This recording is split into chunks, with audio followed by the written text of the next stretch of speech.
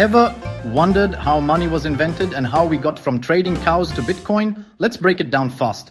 Once upon a time, people bartered, trading goods for goods, but it was messy. Imagine trading a cow for a sack of rice. Not exactly convenient. So, money was born.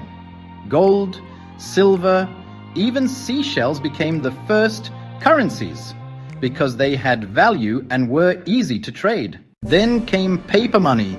China started it, and soon the world followed. Banks held gold and people used paper as a promise for their gold. Simple, right? Fast forward. Governments took control. They printed money, created banks, and introduced credit. But here's the problem. They printed too much. And when money loses value, you get inflation. Your hard-earned cash, it buys less and less.